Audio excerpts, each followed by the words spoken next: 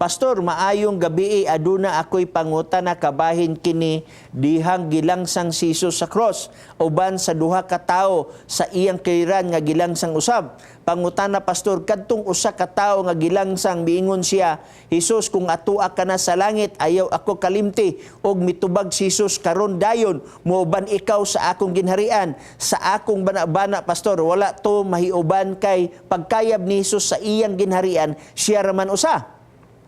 O kung pananglit nahiuban jud to nga nag-ison inusara siya, apil pato siya inighukom sa second coming ni Jesus, ilugsong nasadto siya diri sa earth, inighukom.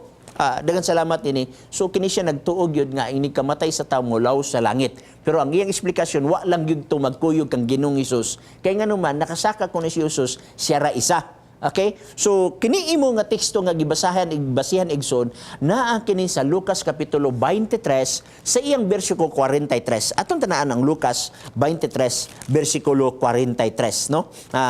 Naa dinhi ang pag-aninaw sa eksplikasyon. Mo ni atong mabasa igsoon. Luke 23 verse 43. Kaniya si Jesus mitubag nga nag-ingon, sapagkat tinuod magaingon ako kanimo nga karong adlaw adto ikaw sa paraiso uban kanako. Okay? Usay magud ang atong kalibog igsoon tungod sa kama. Kung kaning kama ha igsoon ganihon kaniya si Jesus mitubag nga nag-ingon, sapagkat tinuod magaingon ako kanimo kama nga karong adlaw adto ikaw sa paraiso. Remember igsoon, ang original nga Greek walay kama.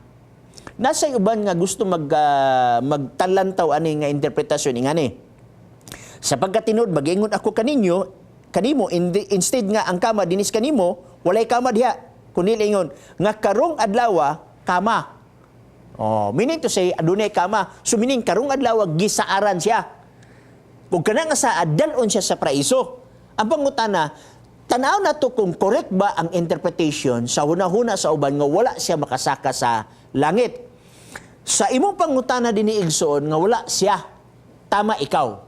No? Tama ka nga wala siya ingon nga pagamatay ni Christ og siya nakalaw sa gigangit. When in fact, pagamatay ni Christ o pagkabanhaw ni Christ, wa siya nakalaws dito sa langit. Okay? Atong tanawon. Juan Kapitulo 20 versikulo 17. Okay? Mao ni ang gipahayag sa Biblia. Pagkabanhaw gyud ni Jesus Christ, iyang gignan ang usa ka nakasaksi. Na dinhi na record by this John chapter 20 verse 17. Si Jesus miingon kaniya, ayaw na ako pagkupti kay wala pa ako makasaka ngadto sa amahan. Apan adtua ang akong kaigsuonan og suginli sila nga musaka ako ngadto sa akong amahan, nga inyong amahan, nga akong Dios, nga inyong Dios. So human pagabanhaw ni Jesus Christ dinhi igsuon, wala dayon siya kasaka. When in fact, ingon siya nga, ayaw ko pagikapak, kaya wala pag ko kasaka sa akong amahan. Mo nagingon sa Biblia, human pagkabanhaw.